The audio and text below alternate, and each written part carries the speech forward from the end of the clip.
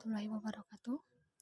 Saya dari kelompok 4 yang beranggota Rara Nurhaliza 21104011004, Reza Amanah 21104011006, Diah Pramudita 21104011011, Dimas Dwidana 21104011014, Bagus Haradea 211040103, Zaki Teguh 211040109, dan Rahma Kinanti 211040137. Di sini kami akan mempresentasikan tentang biosintesis dan peran asam abisat bagi tumbuhan.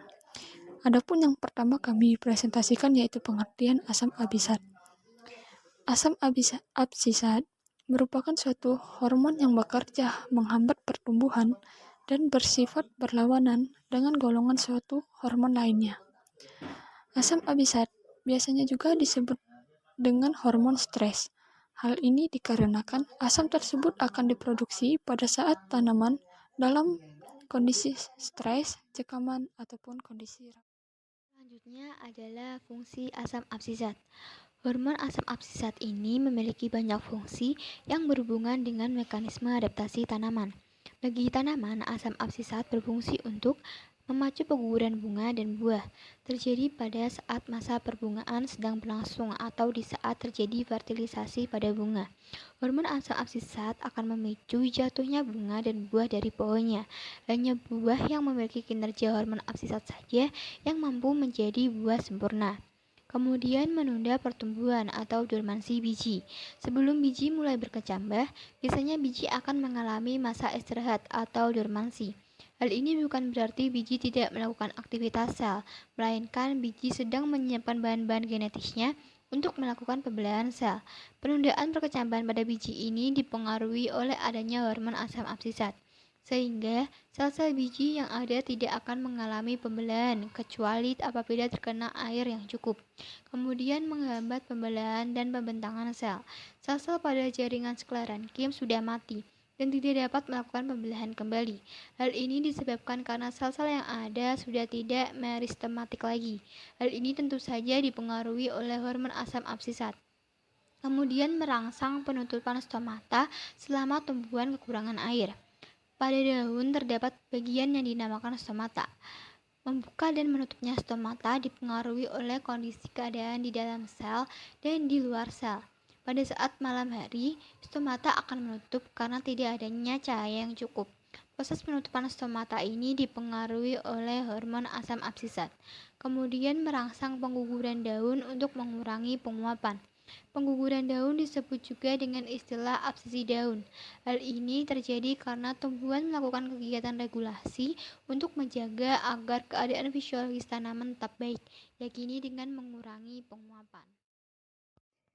Yang selanjutnya adalah metabolisme dan biosintesis asam absisat. Hormon asam absisat pada tumbuhan dapat diperoleh dengan cara alami, yang dimana melalui proses di dalam tumbuhan itu sendiri atau endogen, dan melalui pemberian dari luar oleh campur tangan manusia yang disebut dengan eksogen. Namun, secara alami, tumbuhan dapat menghasilkan hormon absisat di dalam tubuhnya walaupun tidak dalam jumlah yang besar dengan cara proses, yaitu biosintesis atau pembentukan ABA pada sebagian besar tumbuhan terjadi secara tidak langsung melalui peruraian karotenoid, yaitu zat warna merah, kuning, dan orange pada tumbuhan, di mana terdiri dari 40 karbon yang berada di plastid. ABA atau asam absisat itu pergerakannya dalam tumbuhan sama dengan pergerakan dari giberelin, di mana hormon ini dapat diangkut secara mudah melalui pembuluh silem dan flum dan juga sel-sel parenkim di luar bekas pembuluh.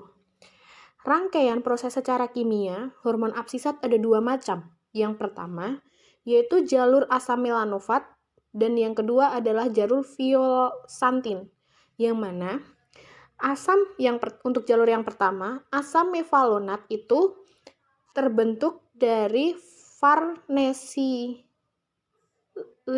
pirofosfat, kemudian baru dibentuk menjadi hormon ABA. Kemudian untuk jalur yang kedua yaitu jalur violaksantin, itu violaksantin di tumbuhan diubah menjadi santosin, baru kemudian tumbuhan itu mengolah menjadi ABA atau asam absisat.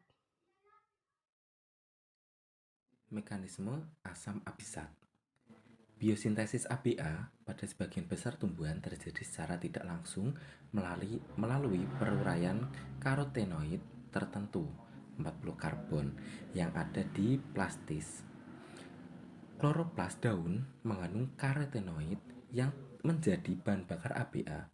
Semua reaksi yang membentuk saktonin mungkin berlangsung di plastid, namun tahap berikutnya itu terjadi di suatu tempat, yaitu di sitosol.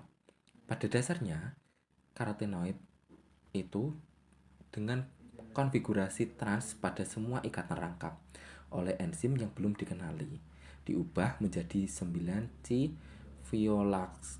violactin yang mempunyai konfigurasi C sama seperti ABA pada karbon 3 dan 2. Selanjutnya, 9C violactin teroksidasi oleh oksigen, kemudian pecah, melepaskan senyawa atau beberapa senyawa yang belum dikenal dengan total 25 karbon serta haktonin yaitu epoksidan karbon 15. Dengan struktur serupa dengan ABA, saktonin diubah menjadi ABA aldehid dengan membuka cincin epoksida dan dengan oksidasi oleh NADP+ dan NAD+. Gugus hidroksil cincin menjadi gugus keton. Nah, akhirnya gugus aldehid ini dirantai samping ABA, aldehid dioksidasi menjadi gugus karboksil ABA. ABA itu dapat dinonaktifkan dengan dua cara. Yang pertama, dengan penempelan glukosa pada gugus karboksilnya untuk membentuk ester ABA glukosa. Nah, ester ini itu tampak hanya terdapat di vakuola. Cara menaktifkannya itu serupa dengan penempelan glukosa yang juga terjadi pada IAA, gliberalin dan juga sitokinin. Terus proses penaktifan yang kedua itu lewat oksidasi dengan oksigen membentuk asam faseat dan asam dihidrofoseat. Nah, ABA ini diangkut dengan mudah dalam xilem dan phloem dan juga dalam sel parenkim di luar berkas pembuluh. Pada sel parenkim itu biasanya tak ada prioritas berbeda dengan auksin, sehingga pergerakan ABA dalam dalam tumbuhan itu serupa dengan pergerakan gliberalin. Berikutnya merupakan cara kerja asam absisat. Cara kerja asam absisat dapat dihasilkan dari terjadinya proses metabolisme tanaman saat berkembang. Asam absisat berguna untuk merangsang penutupan stomata pada saat kekurangan air, menjaga dormansi, dan biasanya terdapat di daun, batang, akar, buah yang berwarna hijau. Pada pengangkutan hormon ABA dapat berlangsung di xilem maupun phloem dan arah pergerakannya dapat naik ataupun turun. Pengangkutan ABA dari phloem menuju ke daun dapat dirangsang dengan tingkat kegaraman yang tinggi atau salinitas. Terdapat perbedaan pada tumbuhan tertentu. Perbedaannya pada pengangkutan ABA dalam siklus hidupnya. Daun muda membutuhkan ABA dari xilem dan phloem, sedangkan daun dewasa merupakan sumber dari ABA dan dapat ditransfer keluar daun. Pada daun dan buah dapat terjadi kerontokan disebabkan pengaruh kerja hormon asam absisat. Hormon asam absisat menghambat pertumbuhan dan pembelahan sel. Maka dari itu, jika hormon absisat bekerja, proses yang terjadi pada sel akan berkurang dan dalam waktu yang lama dapat berhenti. Berhentinya kegiatan sel dapat berarti berhentinya asupan nutrisi dalam sel tumbuhan tersebut. Maka pada bagian tumbuhan seperti daun akan kekurangan nutrisi dan kering dikarenakan penguapan yang terus berlangsung namun tidak ada asupan air dan kelamaan daun akan rontok. Hormon asam absitat pada tumbuhan. Asam absitat atau acetic acid hormone atau ABA merupakan hormon tumbuhan yang bekerja melawan giberelin dan auxin. Asam absitat banyak diproduksi atau terletak pada bagian daun, yaitu pada stomata, bunga, dan buah yang masih muda. Asam absitat akan aktif pada saat tumbuhan berada pada kondisi yang kurang baik.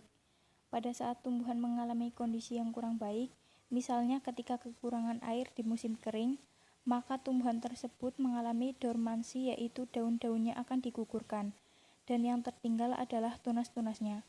Dalam keadaan demikian, asam absitat terkumpul atau terakumulasi pada tunas yang terletak pada sel penutup stomata. Hal ini menyebabkan stomata menutup, sehingga penguapan air berkurang dan keseimbangan air di dalam tubuh tumbuhan terpelihara sehingga pertumbuhan tunasnya terhambat yang disebabkan melambatnya kecepatan pembelahan dan pembesaran sel-sel tunasnya. Yang selanjutnya yaitu peran asam abisat. Yang pertama, cekaman kekeringan. Pemberian asam abisat pada teknik enkapsulasi dapat mempertahankan biji sintetik anggrek rerap dalam kondisi yang memiliki viabilitas meskipun disimpan lama. Asam abisat yang diberikan ini diharapkan bisa memberikan perlindungan pada embrio somatik saat kehilangan air secara berlebihan dan meningkatkan survival saat diregenerasi membentuk individu. Yang kedua yaitu cekaman suhu rendah. Dalam menghadapi cekaman berupa suhu rendah atau musim dingin, asam abisat akan menghambat dan menghentikan pertumbuhan sekunder dan primer pada tanaman tersebut. Asam abisat kebanyakan dihasilkan pada bagian tunas terminal suatu tumbuhan. Asam abisat tersebut berfungsi untuk memacu perkembangan primordia daun menjadi sisik guna melindungi tunas yang dorman selama musim dingin. Dan yang terakhir yaitu cekaman salinitas. Asam abisat yang tinggi pada daun merupakan akibat dari adanya induksi garam yang tinggi di bagian akar tumbuhan. Rawan garam menyebabkan terbentuknya beberapa protein baru pada tanaman. Protein yang dibentuk tersebut merupakan protein yang memiliki berat molekul rendah yang dikenal dengan nama osmotin. Misalnya, pada tembakau, rawan garam akan menyebabkan asam abisat mendorong pembentukan osmotin melalui efek pada saat transkripsi. Tanaman memerlukan garam untuk mempertahankan sintetis osmotin. Adanya asam abisat eksogen dan tak adanya garam menyebabkan tingkat osmotin tinggi. Namun hal tersebut hanya berlangsung secara singkat.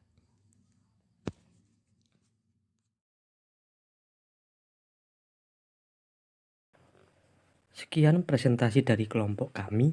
Apabila banyak kurangnya kami mohon maaf. Wabillahi wa taufiq wal hidayah. Wassalamualaikum warahmatullahi wabarakatuh.